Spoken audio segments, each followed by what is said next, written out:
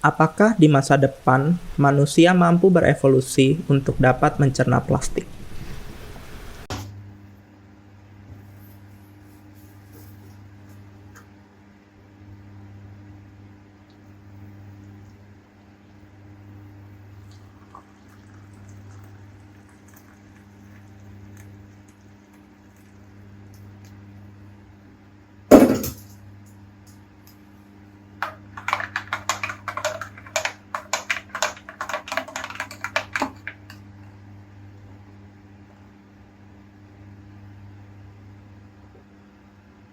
Selamat datang di Ngopi Sewae, sebuah segmen yang berisi pemikiran-pemikiran serta pertanyaan-pertanyaan liar yang terkadang terlintas di kala kita terjaga.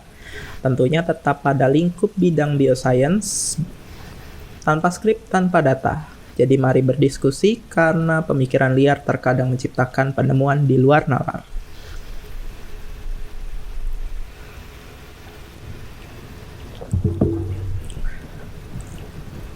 Pernah nggak kalian mendengar sebuah informasi berita lah tentang penemuan spesies ulat, lebih tepatnya larva dari ngengat, spesies ngengat yang bernama Galeria melonella, yang diketahui mampu mencerna plastik, menjadikan plastik sebagai makanannya. Nah, spesies larva ini diketahui mendapatkan kemampuan mencerna plastik yang pada observasinya ini adalah styrofoam, karena simbiosisnya dengan mikrobia yang hidup di sistem pencernaannya, di mana mikrobia tersebut diketahui mampu menghasilkan atau memproduksi enzim yang bisa mendegradasi plastik agar polimer plastik tersebut dapat terpecah dan menjadi bentuk yang lebih sederhana, kemudian dikonversi menjadi sebuah sumber karbon yang dapat dimanfaatkan oleh spesies larva tersebut untuk tumbuh dan berkembang. Nah, dengan berkaca pada fenomena tersebut, di mana sebuah spesies beradaptasi dengan masalah yang saat ini cukup memusingkan lah di dunia, kemudian berevolusi sehingga memanfaatkan masalah tersebut untuk keuntungannya.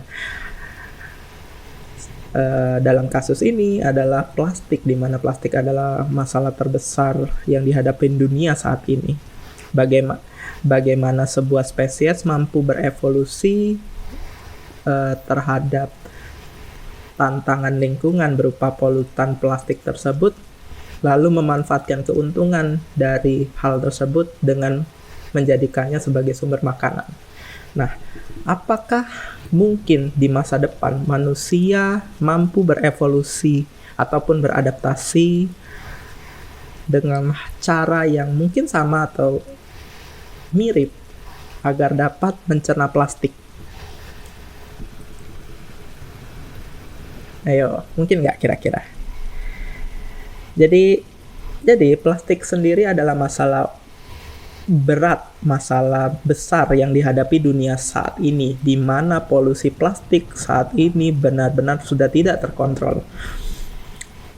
Plastik diproduksi hampir setiap harinya dan digunakan di banyak lini bentuk kehidupan, mulai dari pembungkus makanan, wadah makanan, elektronik, casing elektronik, dan lain-lainnya. Semua menggunakan bahan plastik, polimer plastik. Meski saat ini telah banyak plastik-plastik yang dikatakan bisa dalam tanda kutip cukup aman atau yang dikasih label biodegradable, nyatanya plastik-plastik tersebut belum mampu menggantikan fungsi dari plastik-plastik alternatif yang mana belum bisa bersaing lah dengan plastik-plastik konvensional. Yang mana plastik-plastik konvensional ini akan sulit untuk didegradasi, kemudian menjadi limbah yang mencemari banyak lingkungan. Salah satu yang paling terdampak adalah lautan, di mana beberapa titik di samudra di dunia ini tercipta sebuah pulau plastik. Jadi kumpulan plastik tersebut menumpuk di situ dalam luasan yang berhektar-hektar. Nah, plastik-plastik ini mampu terdegradasi. Jadi nggak sepenuhnya dia nggak bisa terdegradasi. Bisa terdegradasi tapi sangat lambat. Beberapa mikrob seperti bakteri, mikroalga, jamur mampu mendegradasinya dengan enzim-enzim yang mereka produksi. Mampu memanfaatkan polimer bioplastik tersebut untuk makanan mereka sebagai sumber karbon mereka. Kemudian selain dengan bantuan mikrob, radiasi UV matahari pun mampu mendegradasi plastik tersebut sehingga ukurannya jauh lebih kecil, jauh lebih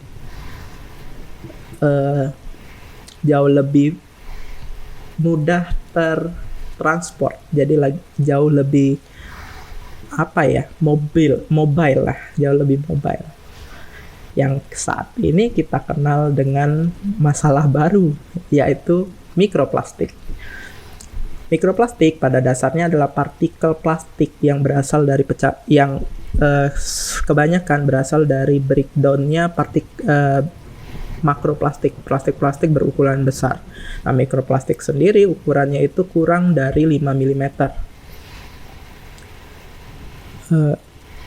Mikroplastik ini sudah menjadi ancaman yang cukup berbahaya saat ini karena beberapa penelitian terbaru menemukan bahwa mikroplastik ini sudah terakumulasi di dalam banyak jaringan spesies yang hidup di bumi, termasuk manusia, termasuk di jaringan tubuh kita yang didapatkan melalui rantai makanan.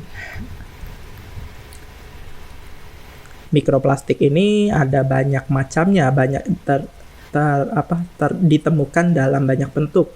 Salah satunya adalah mikrobit, plastik palet, dan yang paling banyak nih mungkin mikrofiber yang terbentuk dari erosi polyester, akrilik atau nilon base cloth atau pakaian yang berbahan baku itu.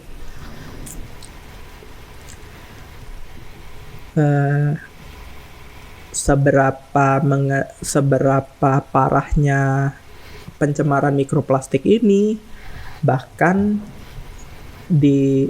diketahui sudah ditemukan di sedimen dasar laut di lautan Arktik, yang mana lautan Arktik tersebut ditutupi lapisan es. Jadi bahkan di sana pun sudah sedimen-sedimennya itu udah mengakumulasi mikroplastik. Mikroplastik ini berukuran sangat kecil, mudah terbawa oleh arus laut, dan dia memiliki mobilitas yang tinggi. Karena ukurannya kecil,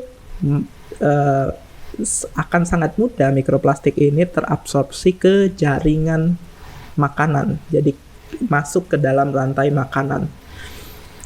Proses masuknya mikroplastik ini bisa dari banyak pintu. Salah satu pintunya mungkin adalah bakteri dan fungi dan mikroalge, mikrob lah. Itu salah satu pintu pertama lah, ini bisa dikatakan pintu pertama. Jadi mikrob itu adalah pintu pertama. Memang mikrob itu mampu melakukan degradasi, memproduksi enzim-enzim untuk mendegradasi plastik. Tapi selain itu, sel mereka juga mampu mengabsorpsi mikroplastik tersebut, sehingga ketika mikroplastik tersebut terabsorpsi ke dalam sel mereka, organisme lain yang akan memakan mereka, predator mereka, akan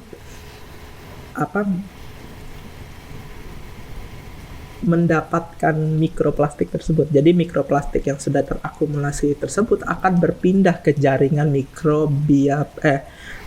organisme predator dari mikrob tadi. Organisme predator untuk bakteri, fungi, mikroalga tadi bisa berupa zooplankton atau ikan-ikan kecil atau krustasea atau juga cacing. Nah, khusus cacing nih ya. Jadi mikroplastik ini, jadi ada sebuah artikel jurnal dari, saya lupa, tapi ada sebuah jurnal yang pernah saya baca bahwa ada sebuah ganggang makroalge yang mampu di Arktik sana yang mampu mengakumulasi mikroplastik tersebut dalam jumlah yang sangat besar. Nah, ketika si ganggang makroalge ini tadi, ganggang ini mati, jaringan mereka jatuh dan terdekomposisi, terbawa ke lapisan dasar laut, lalu terdekomposisi di sana. Mikroplastik yang telah terakumulasi di jaringan ganggang tersebut kemudian akan mencemari sedimen lumpur di dasar laut tersebut, yang kemudian akan mempengaruhi spesies cacing yang hidup di dasar laut. Jadi salah satunya adalah spesies cacing Arenicola marina. Lalu selain spesies cacing tersebut, krustasea kecil juga terpengaruh dan mengakumulasi mikroplastik tersebut ke jaringan tubuh mereka. Yang mana cacing dan krustasea kecil ini kemudian akan dimakan oleh predator mereka, kemudian mikroplastik tersebut akan terakumulasi ke dalam jaringan tubuh predator tersebut. Selain itu juga ada coral, spons, dan yang lain-lainnya. Makhluk-makhluk filter feeder juga mudah sekali mengakumulasi mikroplastik yang mobile tadi ke dalam jaringannya. Nah, dari beberapa pintu masuk ini kemudian akan makhluk-makhluk ini akan dimakan oleh predator mereka. Mikroplastik yang terakumulasi tadi akan terakumulasi ke jaringan yang memakan, kemudian predator yang lebih tinggi lagi memakan, terakumulasi lagi, kemudian hingga sampai kepada manusia sebagai makhluk pemakan segala, predator tertinggi di tatanan bumi ini. Karena cuma manusia yang memakan segalanya, termasuk spesiesnya sendiri.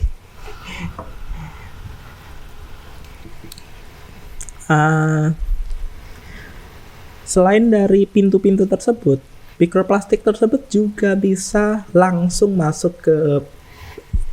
terakumulasi ke organisme-organisme tingkat tinggi melalui misalnya hewan-hewan laut atau yang hidup di laut dan perairan yang tercemar oleh banyaknya mikroplastik. Beberapa penelitian bahkan membuktikan bahwa beberapa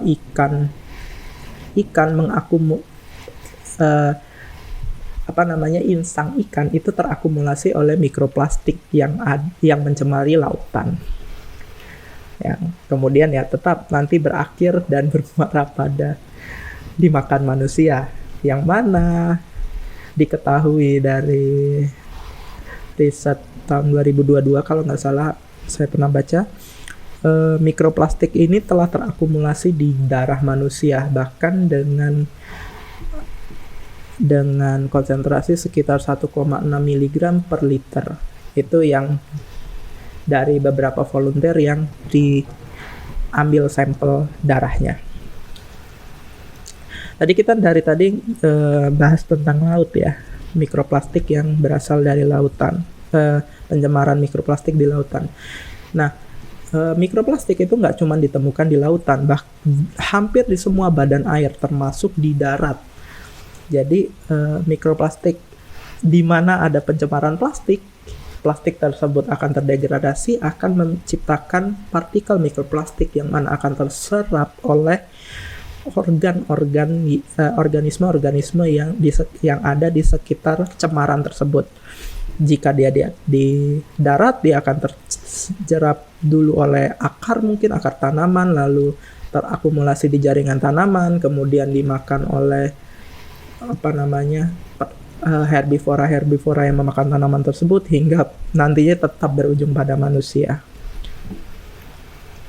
Nah, kita berkaca dari kemampuan mengkonversi plastik ini. Kita berkaca dulu. Plastik ini sangat berbahaya bagi tubuh. Ini bersifat toksin, jadi dalam level konsentrasi tertentu ini mungkin akan mengganggu kesehatan, bahkan menyebabkan kematian. Hingga saat ini diketahui kemampuan mengkonversi atau membreakdown plastik, molekul plastik tersebut agar menjadi sesuatu yang lebih dapat dicerna atau dapat dimanfaatkan sebagai sumber karbon, itu masih eksklusif pada kemampuan ini masih eksklusif pada mikrobia. Jadi masih eksklusif ditemukan pada mikrobia. Contohnya archaea, cyanobacteria, bakteri, jamur, pokoknya mikroorganisme. Termasuk tadi yang kita bahas pertama tadi, dari larva spesies Galeria molenella tadi, larva dari ngengat tadi, juga mendapatkan kemampuan mengkonversi plastik styrofoam tadi untuk menjadi makanan. Itu juga didapat dari simbiosisnya dengan mikroorganisme yang hidup di sistem pencernaan mereka, di mana mikroorganisme tadi menghasilkan enzim-enzim yang mampu membantu mereka untuk mencerna plastik. Nah, dengan makin banyaknya polusi plastik, otomatis konsentrasi mikroplastik yang mungkin akan terabsorpsi di dalam jaringan tubuh organisme tingkat tinggi akan semakin meningkat. Dan gak cuma di tubuh, di lingkungan pun jumlah mikroplastik dan jumlah plastik ini akan sangat banyak, sangat berlimpah, yang memungkinkan akan terjadinya evolusi, di mana mikrobiota pendegradasi plastik ini akan membludak jumlahnya, akan berevolusi, akan menjadi banyak, ditemukanlah banyak spesies-spesies mikrobia yang mampu mendegradasi plastik, di mana mikrobia ini mungkin saja akan membagikan kemampuan mendegradasi plastiknya tersebut ke mikrobia standar, atau akan membentuk sebuah mikrobiota baru di jaringan sistem di organ pencernaan spesies-spesies yang lebih tinggi. Contohnya di hewan-hewan, seperti contohnya pada larva tersebut. Jadi mungkin kedepannya akan banyak spesies-spesies lain yang ditemukan mampu untuk mendegradasi plastik, untuk memakan plastik dengan bersimbiosis dengan mikrobiota yang ada di dalam komposisi mikrobiota tersebut. Di dalam formasi mikrobiota tersebut ada mikrob yang mampu mendegradasi plastik. Memang breakdown plastik ini nggak sepenuhnya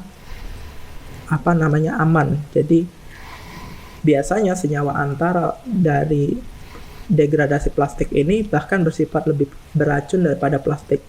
Tapi dengan adanya mikrobiota tersebut, kemungkinan hal ini bisa ditekan. Jadi mungkin di masa depan ada kemungkinan spesies lain termasuk manusia akan mengembangkan sebuah mikrobiota di sistem pencernaan mereka untuk dapat beradaptasi agar mampu mendegradasi plastik di tubuh mereka. Kalaupun nggak mendegradasi, paling nggak kalaupun nggak mampu 100% mencerna plastik, jadi makan plastik murni kayak gitu, paling nggak membantu untuk mengurangi level plastik yang ada di dalam jaringan tubuh sehingga tidak meracun bagi tubuh. Dan kita tahu mikrob itu sangat cepat berevolusi dan sangat cepat mentransfer gen mereka dan sangat cepat memindahkan gen tersebut. Sebagai fakta, DNA kita ini sebagian besar disusun oleh DNA mikrob yang telah menjadi satu dengan DNA kita. Ada kemungkinan nantinya mikrob-mikrob tersebut akan mungkin mentransfer, terjadi horizontal gen transfer kepada gen kita atau spesies-spesies lain, sehingga nantinya secara alami spesies-spesies tersebut mampu secara alami telah berevolusi untuk menghasilkan enzim-enzim yang mampu mendegradasi plastik. Paling enggak untuk sistem pertahanan diri mereka terhadap pencemaran plastik yang terabsorpsi di jaringan tubuh mereka. Ada lagi yang mungkin sangat kontroversial, yaitu saat ini sintetik biologi itu sudah menjadi bahasan yang sangat umum lah di komunitas biotek. Jadi ada kemungkinan di masa depan ada aja orang-orang yang iseng untuk mengedit gen agar memiliki kemampuan tersebut. Mungkin loh ya teori konspirasi lah, terserah apalah itu. Tapi dengan beberapa kenyataan tersebut, jawaban apakah mungkin di masa depan manusia dapat makan plastik adalah mungkin. Jadi tidak menutup kemungkinan di masa depan nanti manusia mampu mencerna plastik, atau paling enggak kalau enggak mampu mencernanya 100% tadi yang seperti saya bilang, paling enggak memiliki kemampuan untuk memproduksi enzim-enzim untuk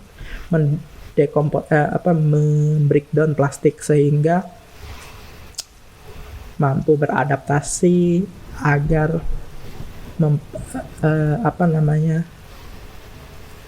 konsentrasi plastik yang terakumulasi di dalam tubuh kita, di dalam jaringan kita itu berada pada level aman sehingga tidak mengganggu aktivitas organ kita dan yang lain-lain.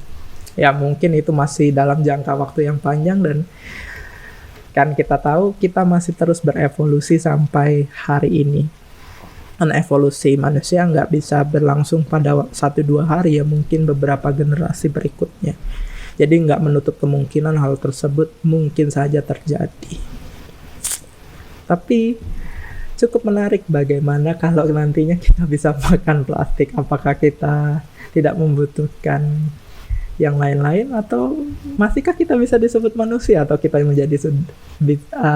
menjadi sesuatu hal yang berbeda?